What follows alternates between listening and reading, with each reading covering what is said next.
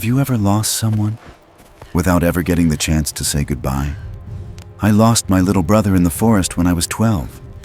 That night there was only fog, fear, and a cry I never forgot. 30 years later, deep in the cold woods of Washington, I heard it again. I'm Dr. Laurel Wynn, a wildlife biologist who spent her life chasing data, not legends. I've tracked mountain lions, analyzed predator patterns, and taught at top universities. But nothing could prepare me for what I found. A small, injured creature, fur-covered, eyes like a child's, trapped in a rusted bear trap. It looked at me, and then it tried to speak. The sound it made, it said my brother's name. This is not a myth. This is not a fairy tale. This is the story of how I met a young Sasquatch and the impossible connection we shared. A story about compassion over fame, about a choice no scientist should ever have to make.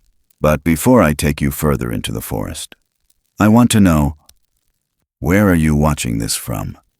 What's your name, dear viewer?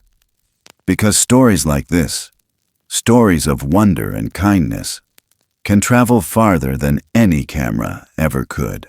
If this touched something in you, consider liking this video and subscribing. Let's build a community of hearts open to mystery and love for the creatures we're only beginning to understand. To all of you out there, wherever you are, this story is for you. Late autumn was laying its final claim on Sky Comish. The air along Timberline Road had that certain ache in it. Damp, coppery, heavy with the scent of moss and distant rain. Maple leaves, the color of blood and gold, clung to the trees like a memory trying not to let go. And when they fell in silence, landing on a road no one drove anymore. Not unless they had a reason. Laurel Wynn did. The forest didn't know her name, but it remembered her scent. The same boots, same wool coat, same careful way she moved, like someone expecting the ground to shift under her without warning. Her breath ghosted in the chill as she crouched near the edge of a ravine, gloved fingers brushing aside ferns still slick with morning mist. Tracks, not fresh, but telling. Mountain lion, maybe 3 days old. She followed quietly, shotgun slung across her back, more out of form than need. She wasn't the shooting type unless forced. She came for patterns, clues, evidence. But that morning, what she found was not evidence. It was wrong. The deer lay broken in the shadows of a dying alder grove. Torn, not chewed. Its ribs spread wide like a story mid-sentence. No drag marks, no prints. The air smelled like copper and wet bark, but something about it made the hair on her arms lift. She crouched lower, studying the wound edges. Too clean. No coyote, no cat did this. The heart had been taken. Laurel looked up toward the ridge. Silence. And then, a cry. High-pitched, shrill. It bounced through the trees and found her gut like a thrown rock. Not animal. Not completely. Not just a sound, but a memory ripping open. That night. 1982. Ray's scream echoing from the woods behind their home. The flashlight beam shaking in her 12-year-old hands. Her legs frozen. Her mother's voice rising behind her. The silence afterwards that never ended. She stood before her brain caught up, boots moving fast over moss and broken ground. Down the slope. Across the old game trail barely visible beneath rotting leaves. The cry came again. Softer this time. Like someone had swallowed it. She found it near the bend in the creek, where rusted metal glinted beneath dead leaves. A trap. Heavy, ugly, one of those iron-jawed things banned decades ago. Its spring was weak with time, but still enough to break bone. Caught in it, something, covered in damp brown fur. Breathing shallow. Small, but not rabbit small. Bigger than a fox. Its back legs were curled, one pinned, twisted at an angle that made Laurel flinch. She approached slowly, knees bent, hands low. The creature trembled violently, golden eyes locked on her, wide and wet. But not feral, not wild in the way prey looks at you before it tries to die. This was something else, a look like pleading, human almost. No, more than that. Intelligent, she murmured low to the trees, to the wind, to whatever watched. Easy now. I'm not going to hurt you. The trap groaned as she pried it apart with the hook of her field tool. When the jaws opened, the creature didn't run. It collapsed into itself, shivering, curled tight. Blood darkened the fur at its ankle. Laurel folded her coat over it, lifting gently. Light, bones like a child's. The weight felt too familiar. Then it made a sound, a tiny rasp of a voice against her shoulder. Rah! Laurel stopped. Her heart didn't skip, it seized. She stared at the thing in her arms, at the dirt-smudged face, the wide, flat nose, the long lashes stuck with tears. It hadn't finished the word, just the syllable. But it wasn't random. She hadn't said that name out loud in 20 years. The woods closed around her as she carried it back. No wind, no birds. Only the crunch of her boots and the distant creek whispering things it shouldn't know. She didn't notice right away, not until the cabin came into view. There, half faded in the mud near the tree line. Footprints. Huge, not booted. Five-toed, human-shaped, but far too wide, far too long. The rain had softened them. They led up toward the ridge, and away. Whoever, or whatever, left them had been watching, had walked away. Inside the cabin, the air held its usual chill, the kind of cold that lived in old wood. She moved fast, heated water, wrapped the leg, cleaned the wound. Every time she touched it, the creature whimpered softly, but never fought her. When she finished, she lowered it into the lower bunk, tucked in thick blankets, and waited to see if it would sleep.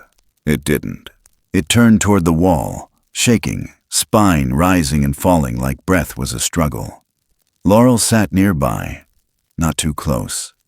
The stove creaked as it came to life, casting red light against the old pine walls. She watched it for hours, studied the odd proportions. Arms too long, fingers too human, chest rising with shallow breaths like any frightened child. But it wasn't human. And not a bear, not a chimp, not any damn thing she'd ever documented. It was real. And the moment it said rah, her entire life split open. Outside, something cracked in the woods, a single dry branch snapping under weight. She stepped to the window but saw nothing, only fog and shadows and the slow curl of her own breath on glass. But she could feel it. The sensation of being watched wasn't paranoia. It was presence. Laurel stood still, hand on the curtain. Behind her, the creature let out one soft sound. Not a cry, a breath, like relief, like safety. She closed the curtain slowly and turned to face the fire. She had saved something that shouldn't exist, a secret the forest had held longer than any man, and it had spoken the name she buried deepest. She didn't ask for meaning. She only knew she couldn't turn away. Because somewhere in the deepest part of her, something had already begun to believe. And outside, in the dark, the woods were listening. The first snow didn't fall like a whisper. It fell like memory, slow, stubborn, and heavier than it looked from inside the cabin. Wind snaked down from the ridge, dragging the cold through the cracks in the windows, rattling the frame like it remembered every winter that came before this one. Laurel stood by the stove, twisting a damp rag between her hands, watching the kettle rattle, watching the flicker of light dance across the walls. She hadn't slept. On the lower bunk, wrapped in wool and silence, the creature barely moved. The fire popped. She flinched. Reflex. Not fear exactly. Something more layered, like guilt laced with awe. The kind that doesn't let you relax because relaxing would mean you've accepted what's happening.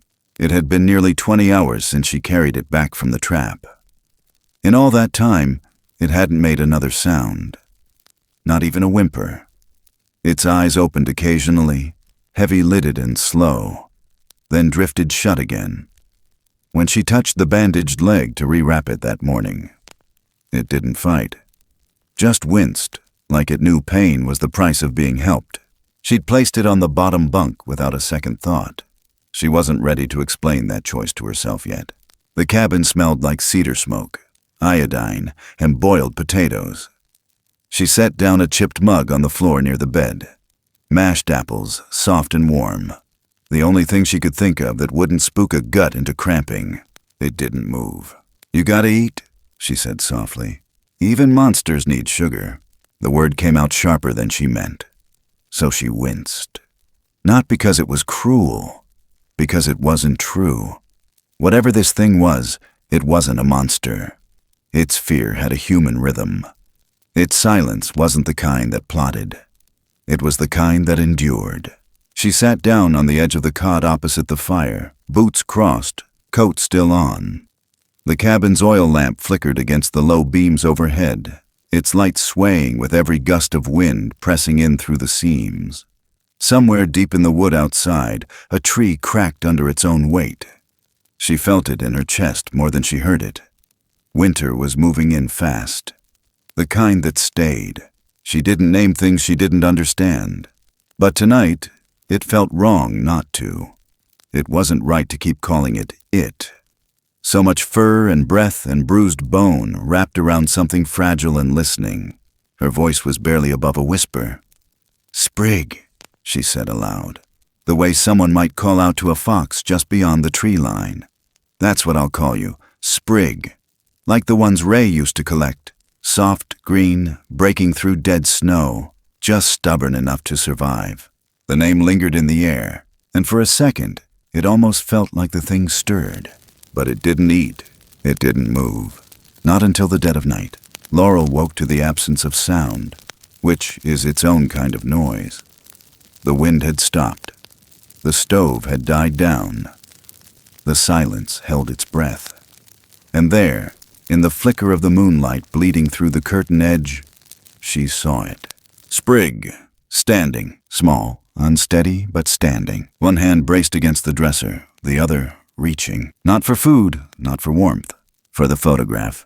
Ray, smiling, 10 years old, missing a tooth, holding a jar of salamanders. Sprig's fingers barely touched the glass. Its head tilted, eyes narrowing like it was trying to remember something it had never seen before. Laurel didn't move. The old floorboards groaned beneath her slightest shift, and Sprig turned its head, startled. Not afraid, curious, their eyes locked in the quiet. She didn't speak. She didn't want to break whatever moment was holding them both. The creature looked back at the photograph, then slowly turned and limped back toward the bed, crawling into the blankets like it had done it 100 times before. She lay there the rest of the night, wide-eyed, heart racing, mind spinning in circles. She didn't know what was more terrifying, the idea that Sprig recognized Ray, or that he might have known him. By morning, the wind had returned, howling down the valley like a warning. Snow clung to the windows now, soft-edged and persistent. Laurel reheated the mashed apples and brought them over, sitting a few feet away. This time, she took a bite first, showed her teeth, chewed slow, placed the spoon down with exaggerated care. Sprig watched her, still, quiet, but watching. She pushed the bowl gently forward. "Just try it," she whispered. It took nearly 3 minutes, and then it reached out, hand trembling, fingers long and leathery, knuckles too knobby to be anything but ancient. It dipped 2 fingers into the mash and touched it to its tongue.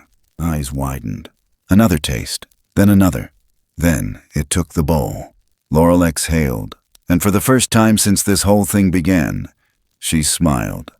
A small one, crooked, tired. Later that day, after boiling water for laundry and repairing the broken door latch, she called out again, "Sprig!" Not expecting much, but the creature turned, its mouth opened, and out came a sound. Rough, clumsy, almost like a cough trying to find a melody. "Sprig!" Laurel froze, then moved slowly to the side table. pulling out the small tape recorder she hadn't touched in years. A relic from her field days. She pressed record. Quiet, steady, her thumb trembling. "Say it again," she whispered. Sprigg didn't, but the sound was still caught, forever now, buried on magnetic tape beside the voices of birds and wind patterns and half-finished thoughts she used to believe mattered. She tucked the recorder away without another word. Night fell fast, the kind of fall that felt personal. Sprigg curled tighter in the blankets, still not letting her close, but no longer turning to the wall. The cabin creaked. The fire hissed. And in the morning, wet footprints, too large, five-toed, pressed into the melting snow on her porch. She didn't gasp. She didn't scream. She just opened the door and stared. The prints didn't stop at the steps. They lingered, circled, watched. Whoever left them didn't come to take Sprigg. They came to see if someone else had. Laurel stood in the cold, long after the wind had frozen her breath. Behind her, Sprigg stirred softly in the warmth. The fire crackled, unaware. The mountains held their silence, but she felt it. The cabin wasn't alone anymore, and neither was she. The air changed when she crossed the bridge. Laurel felt it in her neck first, the way a person senses a storm coming, not by looking at the sky, but from something in their bones that starts to ache. Down the ridge, the snow thinned into gray slush, dirty at the edges of the two-lane road leading toward Skycomish. The town looked smaller than she remembered, more hunched in on itself, like a secret it didn't want to share. The general store still had the same rusted Coke sign, still leaned to the left like it might give up and fall one day, but never did. She parked her truck beside the stack of bundled firewood, cut the engine, and let silence follow her into town like an old ghost.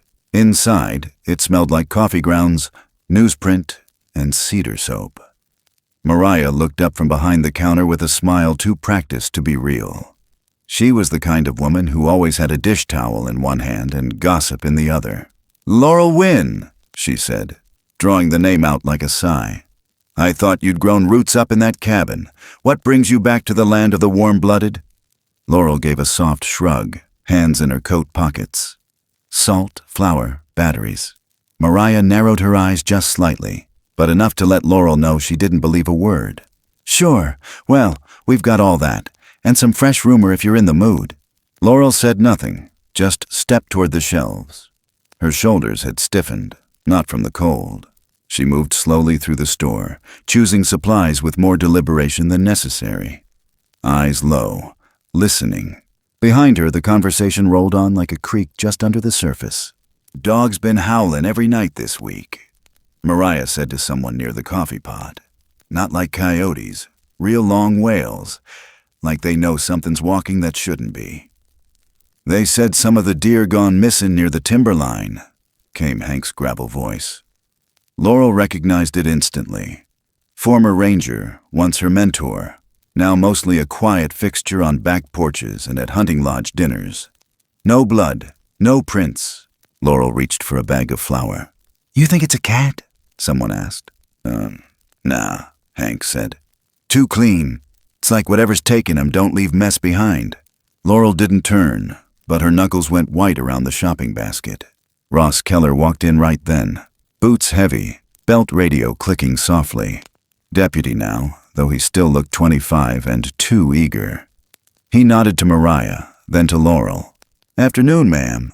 Heard you're still up at the fire watch cabin." "Still standing," Laurel said without looking up. He leaned his forearm on the counter. "County's thinking of putting up some trail cams near that stretch. Folks been hearing things, seeing things." Laurel looked at him fully for the first time. His smile was polite, but his eyes already had suspicion coiled deep in them. "Don't waste film on snow and shadows," she said flatly. "The forest knows when it's being watched." Ross chuckled like she was joking, but his radio buzzed and broke the moment. Laurel paid in cash, no small talk. As she pushed open the glass door to leave, Mariah called out after her, voice softer now.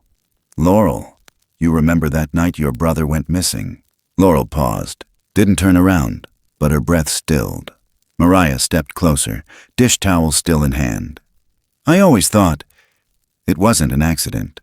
Something pulled him, something with arms. Laurel didn't answer. The door swung shut behind her. Back at the cabin, dusk had fallen without ceremony. Snow danced in the corners of the yard, half melted, catching the last of the oil lamp glow through the window. Inside, the air was warm, but heavy. The kind of warmth that pressed against the skin, not to comfort, but to remind. Sprig was curled on the rug near the fire, not asleep, just still, watching. Laurel knelt nearby, unpacking quietly. He hadn't touched the apples she left, hadn't moved from his spot since she left hours ago, except something had changed. The photograph of Ray had been turned, faced backward. She stared at it, heart quiet in her chest. Sprig's eyes blinked slowly, but they didn't meet hers. Laurel didn't ask. She only lit the lamp, reheated soup, and placed a small piece of bread on a plate between them. Sprig didn't touch it, but he didn't look away either. The cabin settled into its night rhythm, wind moaning through the shingles, the fire sighing low. She reached for her journal, wrote down things she hadn't let herself say out loud. Phrases like, he mimics words, recognizes images, emotional response to photograph. Too intelligent. This isn't just animal behavior. Then she underlined one sentence. There is no evolutionary box for what this is. The next morning brought a brittle gray light, a sky that looked unfinished. She stepped out with her coffee, boots crunching softly across the front porch. And then she saw it, a strip of bark, peeled clean off the trunk of the fir nearest the cabin. And beneath it, 3 claw marks. Not random, not natural. 3 deep, parallel gouges that curved slightly inward, pointing, not out, not away, inward, toward the woods. Laurel stared, then walked forward, slowly, running her fingers over the grooves. They were fresh, the wood still damp underneath, the scent of sap sharp in the air. She turned to glance back at the cabin. In the window, Sprig stood behind the curtain, watching her. She said nothing, just nodded once, like they both understood this wasn't a threat. It was a message, a sign, language older than maps. Later that afternoon, the quiet got disturbed. The knock was soft, but sudden. She froze, halfway through cutting apples. No one ever came out here, not unless they were lost or had a reason. When she opened the door, it was a girl, maybe 11. Dark hair, red jacket too big for her, big brown eyes staring up, unblinking. I saw him, the girl said.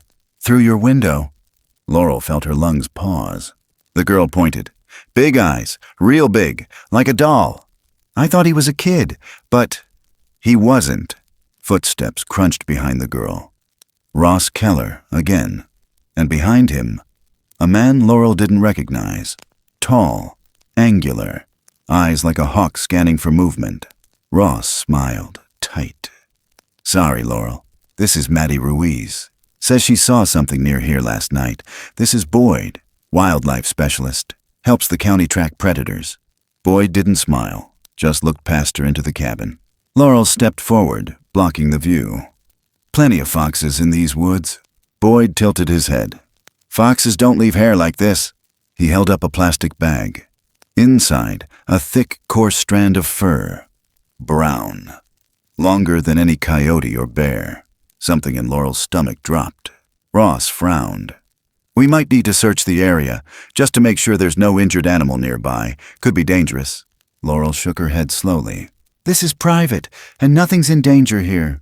Boyd stared at her a beat too long, then nodded once, tight. They left. The girl, Maddie, glanced back over her shoulder, eyes wide with something between wonder and fear. That night, the storm rolled in hard. Snow hit sideways. The wind howled like it remembered stories it wasn't supposed to tell. Sprig curled tight in the corner of the room, whimpering with every thunderclap. Laurel crouched beside him, wrapped them both in a quilt. She tried to hum, a lullaby she didn't remember knowing. It didn't soothe him.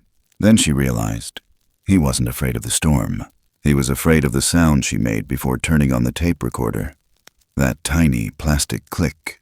She stopped the machine, held his hand. His eyes were wild, panicked, like he was seeing something no one else could see. Outside, through the fogged glass, something moved past the porch. A shape, huge, broad-shouldered, slipping between the trees with a grace too fluid for its size.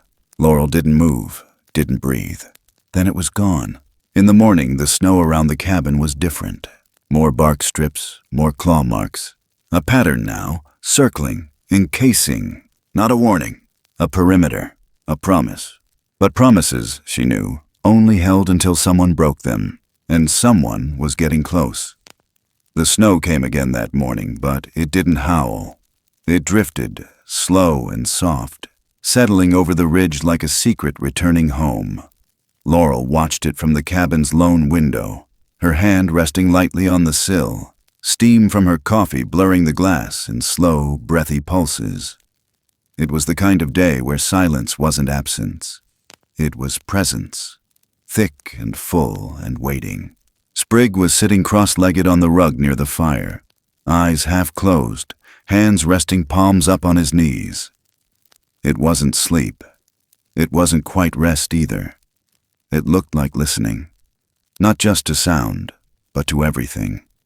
The warmth, the wind sneaking through the eaves, the faint tick of water pipes expanding beneath the floor. He seemed to drink in the stillness. Laurel knelt beside him, setting down a small bowl of cut apples and a tin plate of cornbread. He didn't startle anymore when she approached. He didn't shrink away. Trust had begun to grow in the spaces between their silences, like moss creeping up old bark, slowly, reluctantly, but undeniably alive. She pointed to the bowl. "Apple," she said. Sprig glanced at her, then at the food, then back. She tapped her chest. "Laurel," then to him. "Sprig," then pointed again. "Apple." He blinked slowly, then reached out and touched the edge of the bowl. She made the sign again, fingers brought to the mouth, then down. Simple, clear, like the hand signs she'd used in her early fieldwork with chimpanzees. "Apple," she repeated. He mimicked her hand movement, slower, clumsy at first, then more precise. She smiled. Good. He didn't smile back, but he didn't turn away. That afternoon, she pulled out an old notepad and started sketching simple shapes. Circles, trees, a stream, the sun. She pointed to each and named them. Sprig stared, quiet, then raised a long finger and tapped the drawing of the stream. His hand moved again, slower this time. He made a wave-like motion, not copying her. His own sign. Water. Laurel's heart caught in her throat. "You're teaching me too, huh?" They worked like that for hours, surrounded by the golden hush of snowlight. No sounds but the scratching of pencil and the creak of logs settling in the firebox. Sometimes he tried her words. Sometimes she tried his hands. They found a language between them. By evening, the air had shifted. Not cold, not warm. That in-between state that feels like something's deciding whether to leave or stay. Laurel stepped outside with an armload of kindling, and that's when it happened. She slipped, not far from the porch, where the path bent just enough to catch the worst of the freeze. Her boot caught a patch of hard ice hidden under loose powder. Her leg flew sideways. Her arms reached for nothing, and the edge of the hill yawned open beneath her. The fall wasn't long, but it would have been enough. Except something grabbed her. A hand, huge, warm, covered in thick fur. Fingers strong enough to break bone but careful as a breath. It caught her by the coat collar and hauled her back like a sack of feathers. She landed on her back in the snow, gasping, heart hammering so loud she thought the trees might echo it. She looked up and saw Sprig, panting, knees bent, eyes wide. He'd followed her. She lay there stunned. He crouched beside her, chest rising and falling fast, like the run had taken more from him than it should have. Laurel reached out, brushed snow from his arm. He flinched, but didn't pull away. "You knew," she whispered. before I fell. You felt it." He tilted his head, almost like a nod. Later, she sat on the porch steps, sipping tea with shaking fingers, watching the wind carry the last light out of the trees. Sprig sat beside her, blanket wrapped tight, his eyes scanning the woods with a depth she couldn't touch. That night, after the fire had burned low and Sprig had curled into his makeshift nest of blankets, Laurel sat by the oil lamp, thumbing through Ray's old field journal. He'd only been 10, but he'd scribbled like a scientist. Page after page of leaf rubbings, bird notes, guesses at clouds. She read until the words blurred. She didn't hear Sprig wake. She only felt it, a shift in the air, then a soft shuffle, and something slipped into her coat pocket. She turned quickly, but he was already stepping away, eyes darting toward the dark corners of the cabin. She reached into her pocket, pulled out a woven ring, grass, bent into a perfect little circle. Tight, careful braiding, the kind of thing a child might make with too much time and too much wonder. But Laurel hadn't made it, and she hadn't heard anyone enter. She looked at the door, still latched, windows shut.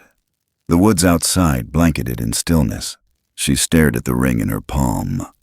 Her throat tightened. Someone had been close. Close enough to touch her coat, close enough to leave something without being seen. The next day, Hank came by. He didn't knock, just called out low from the trees. Laurel stepped onto the porch, heart still jittery from the night before. "Brought you some split wood," he said. "Thought you might need it. Storm's headed back this way." She nodded, took the bundle from his arms. His eyes lingered past her shoulder. "You all right?" he asked. "Fine," she said. He nodded slowly. Then, "Things been quiet out here?" She didn't answer right away. He shifted his stance, then said low, "There's a kind of quiet that's natural, and a kind that comes when something bigger wants the land back." Laurel looked at him then. Really looked. The lines on his face weren't from age. They were from knowing things most people pretend don't exist. He added, "I saw prints, bigger than my own boots, down near the wash where the snow don't melt fast." Laurel swallowed. "You ever hear them making signs, like rings or patterns?" Hank's eyes sharpened. "They speak with what the forest gives them, bark, stones, things left where you can't miss them." Laurel's fingers tightened around the edge of the door frame. He lowered his voice. "You'd know if they trust you, and you damn well know if they don't." She didn't tell him about the ring. As he turned to leave, Sprig peeked from behind the curtain. Hank didn't notice, but Sprig watched him with quiet intensity. When the door shut again, Sprig coughed, a dry, sharp sound, exactly like Hank's. Laurel turned, eyes wide. Sprig did it again. The same pitch, the same inflection, like he'd memorized the man's throat. She laughed, once. Not because it was funny, but because it was perfect, and eerie, and impossible. "You remember people," she said. "You remember their voices." He tilted his head, but his eyes shone with something close to pride. Laurel crossed the room, sat beside him on the floor. She reached for the drawing pad. He reached first. Together they drew signs. Food, water, fire, danger, wait. They layered them over and over, until their language became theirs alone. And somewhere in the space between pages and breath and silence, Laurel realized something terrifyingly tender. She wasn't the only one raising Sprig. The forest was too, and the forest doesn't share its children forever. The sky hung low, a dull slab of pewter pressing down on the ridge. No sun, just a weight in the air, thick with waiting. Inside the cabin, the fire whispered in its cast-iron cradle. Laurel stirred soup with one hand, the other hovering above the worn tape recorder she hadn't dared use again since Sprig flinched at the click. The cassette inside held only fragments, his voice, his mimicry, his grief. But it weighed more than the tape could carry. Sprig sat by the window, half hidden behind the checked curtain. His breath fogged the glass, leaving little half-moons in rhythm. He didn't speak, didn't hum. Just watched the woods like they were speaking in a language only he could hear. His fur had thickened since the first week, darkened too, And when he stood, he moved like he was learning how to carry a body that wasn't small anymore. Then came the sound. Boots, 3 pairs, crunching snow. A voice. Laurel moved fast, heart thudding. Sprigg scrambled back from the window, eyes wide, panic rising in his throat like smoke. She touched his arm gently, whispered, "Shh," then motioned to the back room. He obeyed without question. By the time the knock came, she tucked the tape recorder away, slid the soup off the heat, wiped her hands dry. She opened the door with a calm she didn't feel. Ross stood there again, badge half tucked behind a puffer jacket. Maddie Ruiz beside him, bundled in red, hands clenched around the straps of her backpack. Behind them, Boyd, the tracker. His eyes were colder this time, less curious, more certain. "Morning," Ross said, too casually. "Mind if we come in a minute?" Laurel leaned in the doorway, one boot braced against the frame. "Is there an emergency?" "No, ma'am," Ross said. "Just wanted to follow up. Maddie said she saw something, again." Maddie's eyes flicked up. "In your window?" she whispered. "I swear it blinked at me." Laurel's jaw clenched. "Kids see shapes in the dark all the time." Boyd stepped forward, crunching the porch snow underfoot. He held up a Ziploc bag. Inside, a single coarse strand, brown, too long to be from any local animal, too thick for a dog, its texture unmistakable. "We found this near the creek edge," he said, "about 40 yards from here." Laurel didn't blink. "You think I'm running a petting zoo out here?" Boyd didn't laugh. Ross scratched the back of his neck. "We just want to make sure everything's safe. It's protocol, you know. Especially with Maddie making reports." Laurel looked at the girl then. Really looked. Maddie was trembling. Not from the cold, but from the weight of something bigger than her. Something she didn't fully understand, but couldn't look away from. "There's nothing dangerous here," Laurel said quietly. "Not unless someone brings it with them." They left 10 minutes later, after Boyd circled the cabin, eyes combing every corner. Laurel kept her breath steady.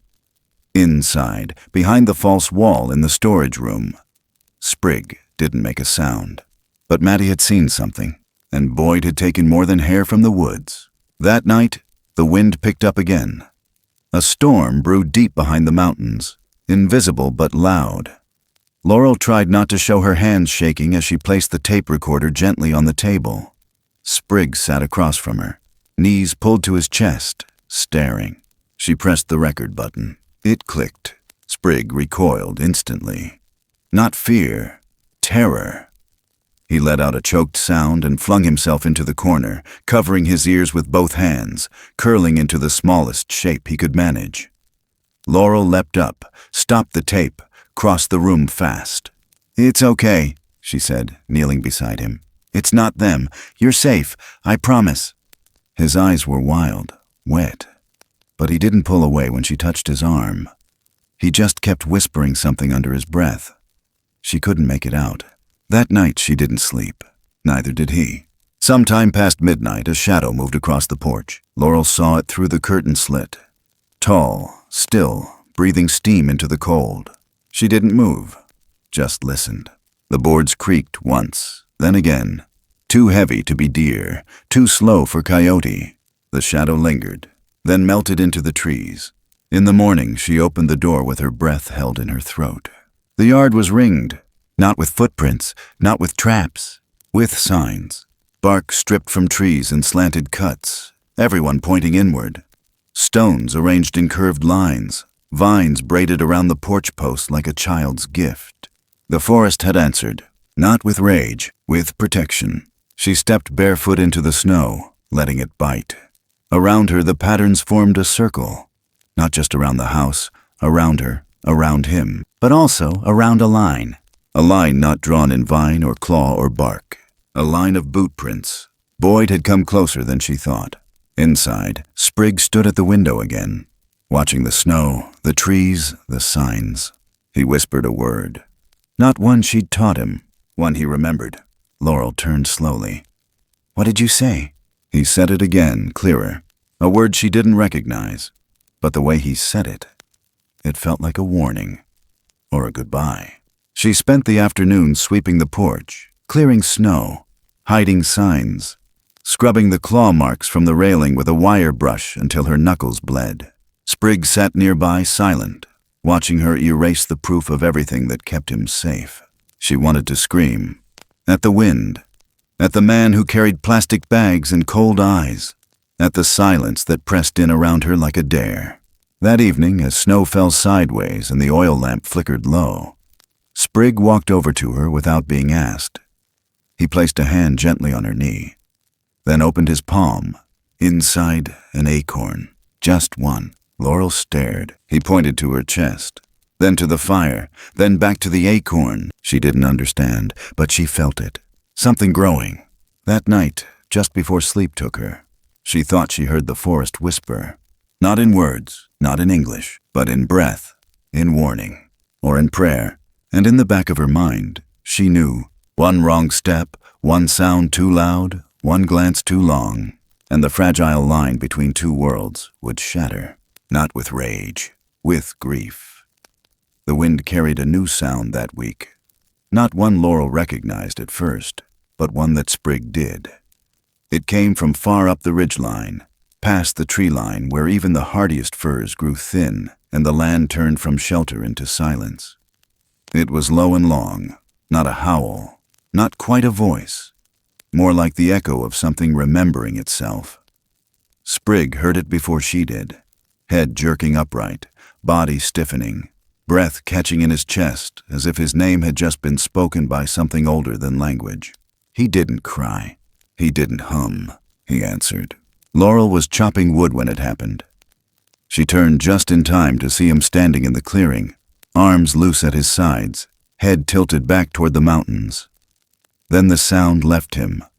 A rumble, deeper than anything she'd ever heard from his small frame. It didn't match his size. It belonged to something full-grown. She stepped out onto the porch slowly. "Sprig?" she said, voice barely more than a breath. He turned. His eyes were different. Not scared, not even sad. Ready. She didn't ask what the call meant. Not yet. She just watched as he stepped back inside, quiet and strange, as if some switch had flipped behind his ribs. He didn't eat dinner that night. Just sat on the floor near the fire, carving lines into a piece of bark with a dull rock. Not a game, not mindless, deliberate. A map, maybe, or memory. By morning, he was by the door with his coat in hand. His fingers pointed toward the woods, not the usual trail, but deeper, off the path, past the places Laurel had marked as too dangerous even for herself. She knelt in front of him. "It's too cold," she said. "Too far. You're not strong enough yet." He just looked at her, not pleading, not asking, waiting. Laurel wrapped a scarf around her neck, grabbed the pack, and followed. The trail he led her through didn't look like one at first. It wasn't marked. No cuts in the trees, no stacked stones. But the more she looked, the more she saw. Faint bends in the grass where steps had once fallen. Stones nudged just so. Branches bent upward, not broken. She realized then it wasn't a trail made for human eyes. It was meant to be felt. Sprig moved ahead, fast but careful, his gait steadier now. His body was changing. Longer limbs, thicker shoulders, fur that rippled in the light like pine bark in wind. He didn't look back often. He didn't need to. Laurel stepped where he stepped, boots crunching softer than usual, her breath fogging between them like a tether.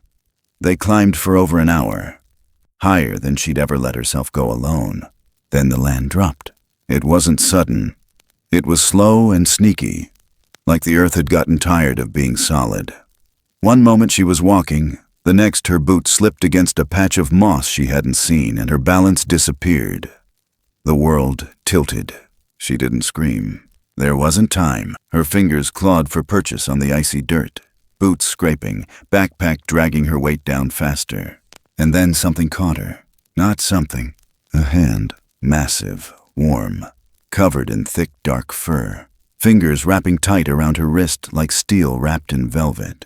She was pulled upward in one clean motion. No struggle, just power.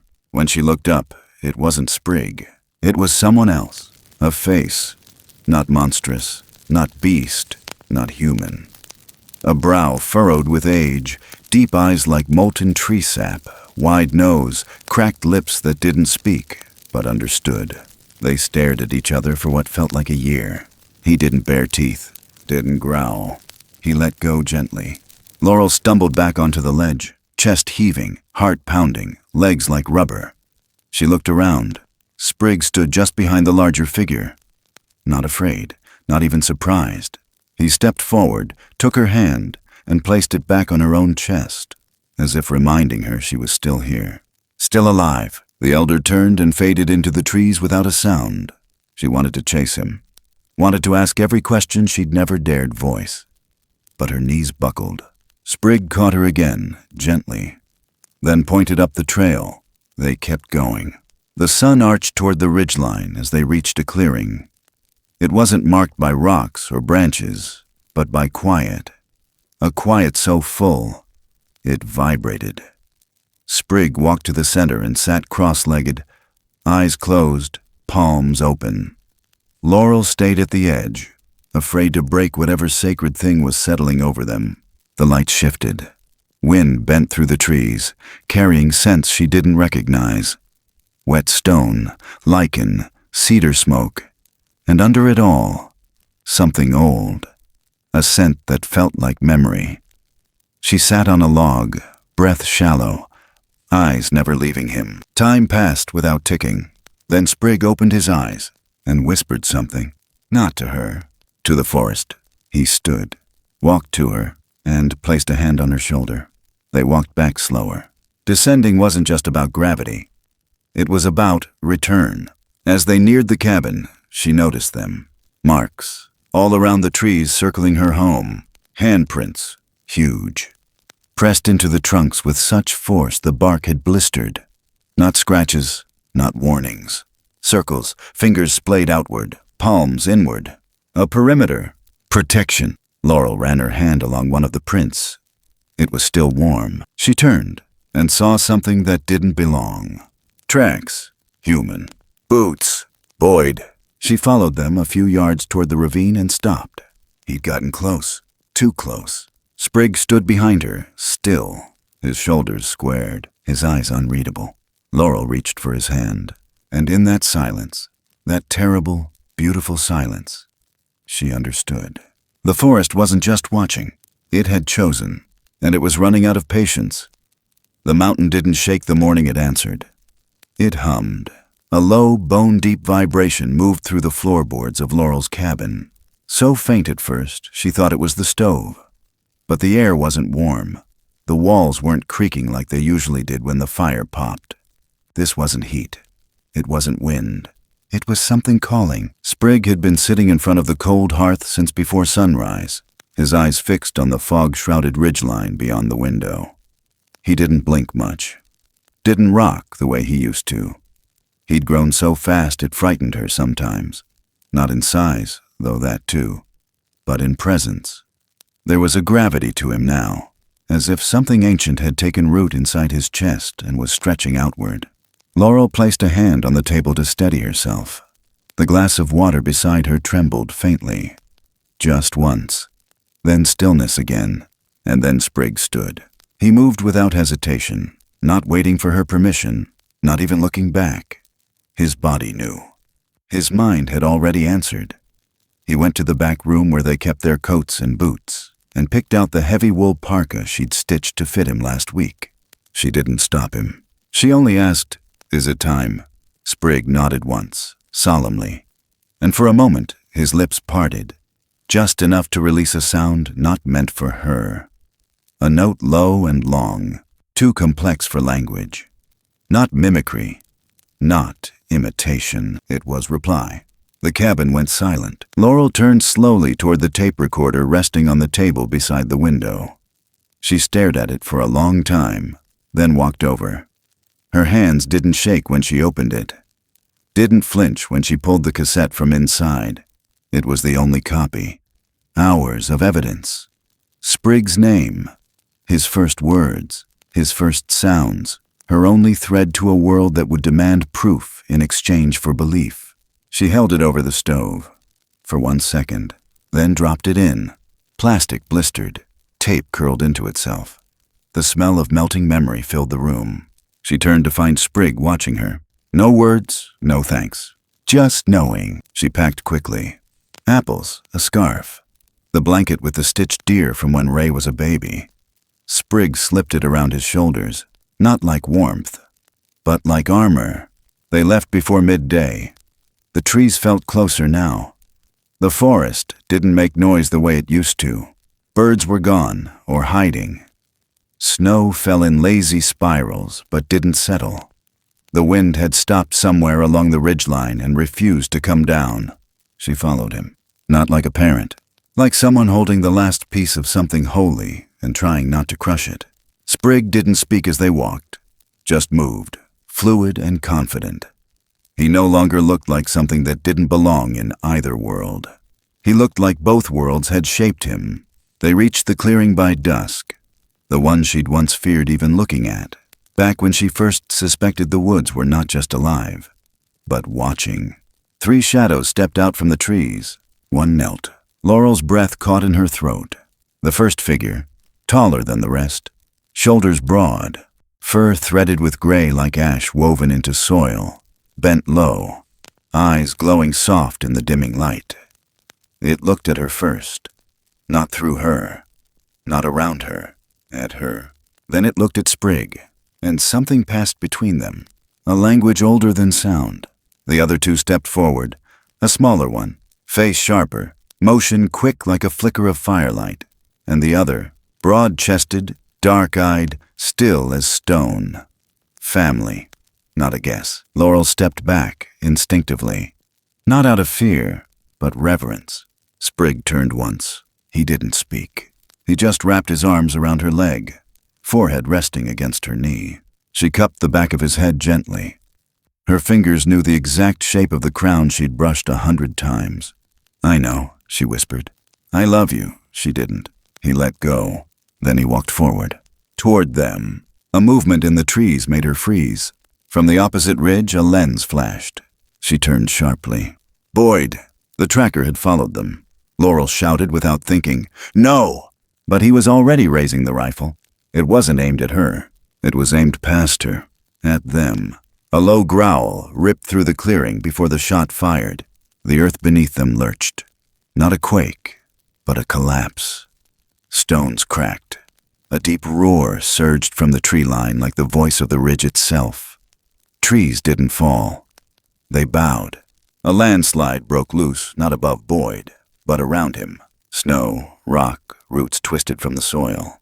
Boyd screamed, ducking as a trunk crashed just feet from him, knocking the rifle from his hands. He scrambled backward like a man who'd looked at something sacred and tried to cage it. Sprig had not moved. Neither had the others. Laurel ran to him, instinct overwhelming reason.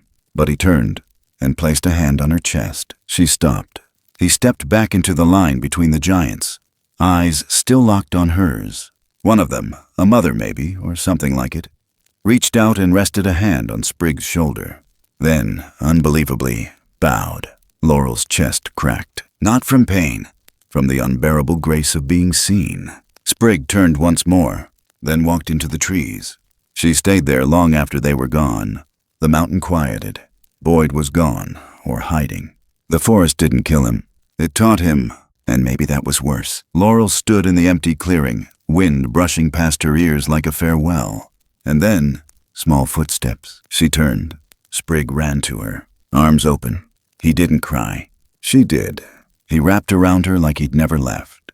And then, he pulled back, placed a hand on her cheek, then stepped away. That was goodbye. Not a door slamming. A door gently closing, one hinge at a time. The trees folded around him like breath, and then he was gone. Laurel stood alone, but she didn't feel empty. She felt undone, like grief and grace had braided something new in her chest, and it would stay there, even if he didn't. Time didn't pass in the forest the way it did elsewhere. Laurel stopped counting days sometime after the first thaw. Spring had come quietly that year, the snow melting without ceremony, giving way to moss-covered roots and the slow return of birdsong. She still lived in the same cabin, the same one she'd first arrived at as a younger woman, with walls she once thought would only echo loneliness. Now they held something different, echoes of something that had left, but not vanished. She didn't speak of him. Not to the trees, not to the river, not even in dreams. But his name lived in her bones. Sprig. The silence he left behind wasn't hollow.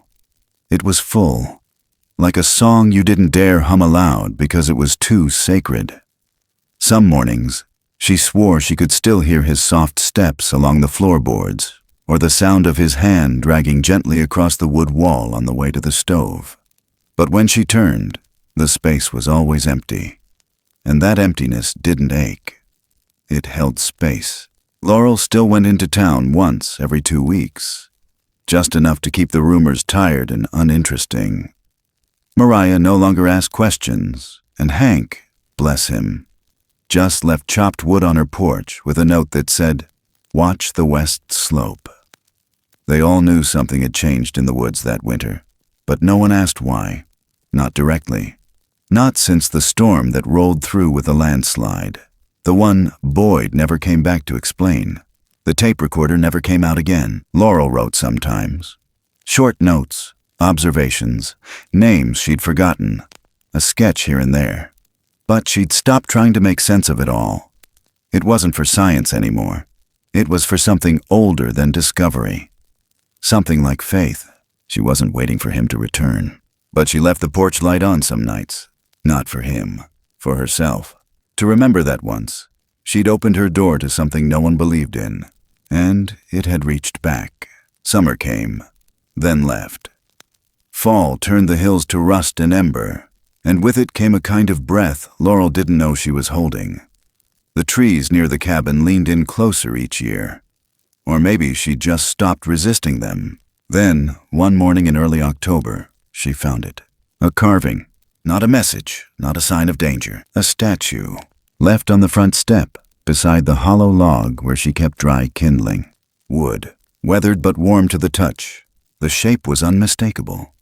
A woman, bent at the knees, arms curled around something small, cradled against her chest. A child. Not human. Hair carved in fine strokes, feet too long for any child's proportions. But the face resting against the woman's shoulder, it was peaceful. She crouched down, touching the lines gently. The surface still held warmth, though the morning air bit at her knuckles. Whoever had placed it hadn't been gone long. The tears came without warning, quiet, as if they'd been waiting all year for permission. She took the carving inside, set it on the mantel just above the old photo of Ray. And for the first time in weeks, she whispered aloud, "Thank you." A few days later, Maddie Ruiz came to visit. No Ross this time. She was older now, taller, hair longer, jacket tight across the shoulders. There was a stillness to her now that Laurel hadn't seen before, something deeper than curiosity. They sat on the porch with tea. "You still see them?" Maddie asked quietly, like the trees might hear. Laurel looked out toward the ridge. "I don't know if seeing is the right word." The girl nodded. She traced a pattern into the condensation on her mug, then looked up. "I think some things aren't meant to be saved," she said. "Just protected." Laurel smiled softly. "You're wiser than most." "I learned from you." They didn't say goodbye when she left. Just a nod. A quiet understanding. The kind people in Sky Comish passed between them like shared breath. That winter was softer. Fewer storms. More silence. Laurel spent most nights near the fire, reading by lamplight or carving small things from cedar blocks. Nothing big, nothing intricate. Just enough to keep her hands busy. Then, near the end of February, she found the footprints. They weren't large, not the same size as the prints she remembered circling the cabin years ago. These were smaller, but too wide for any child. Too long, still barefoot. And beside them, larger ones, familiar in depth and stride. 2 sets, side by side, crossing the creek where the snow hadn't quite refrozen yet. She knelt in the cold, fingers hovering just above the impressions. Her breath fogged, then cleared, and still the prints remained. Not wind-worn, not melted, fresh. Her chest tightened, but not in fear. Something deeper, joy wrapped in ache. That night, the wind came in from the northeast, soft and steady. And then, the sound. Not a howl, not an echo. A call, familiar, low, measured, gentle. Not a demand, an invitation. She stood on the porch, scarf pulled tight, eyes closed. The wind kissed her face like a memory. And for the first time in a long time, she answered. I remember. Not loud, just enough. The wind carried her words, and she let them go. Spring would come again soon. She knew it. The trees were already shifting, buds starting to whisper beneath the bark. The birds would return. The river would rise. She didn't know if she'd see him again. She didn't need to. Some love wasn't meant to stay. Some was meant to teach you how to let go. She sat beside the fire later that night, hands wrapped around a mug of tea, the statue watching from the mantel, and in her heart something opened. Not wide, just enough. She smiled, and the forest smiled back, because some gifts never needed witnesses. Some stories didn't belong in books. Some truths, if spoken aloud, would lose their magic. And some magic, the kind that chooses you in the quiet, only survives if you protect it with silence. Outside, the snow began to fall again, soft, slow, and somewhere, deep beyond the ridge, a child was being carried through the woods on wide shoulders. Safe, home, and no one else would ever know.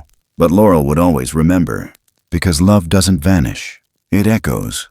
There are some stories that don't end so much as they settle, softly, like snowfall on the forest floor, unnoticed by the noise of the world, but deeply felt by those who were paying attention.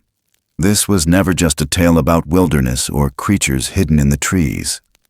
It was, at its quiet core, a reflection of what it means to care for something you don't fully understand, and the quiet courage it takes to love without needing ownership. The human heart, for all its logic and walls and caution, was never designed to hold love in cages. It was made to open, to ache, to learn the language of things it may never name out loud. And sometimes, what saves us is not the grand rescue, or the world finally believing our truth. It's the simple, stubborn act of showing up for something fragile, day after day, without asking for anything in return. Some bonds don't need words. They're made in silences, in glances, in hands reaching across a divide. And those kinds of bonds often teach us more than any textbook or lifetime of noise ever could. They ask for patience, for kindness, for a willingness to leave the door cracked open, just in case the impossible decides to return. And maybe the greatest act of love we can offer this world is not in proving that miracles exist, but in choosing to protect them, even when no one's looking, especially when no one's looking. The forest, in all its mystery and might, will always remember gentleness, the quiet good, the hands that healed instead of hurt.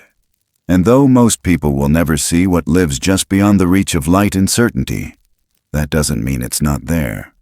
Some truths exist only in the spaces where compassion lives, so perhaps the question isn't whether the world believes you.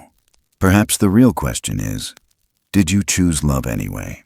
Thank you for sharing this story with us, for holding space for wonder, and for believing that even the wildest tales can carry the softest truths. If this story moved you, made you think, or simply gave you a moment to breathe, please share your thoughts in the comments.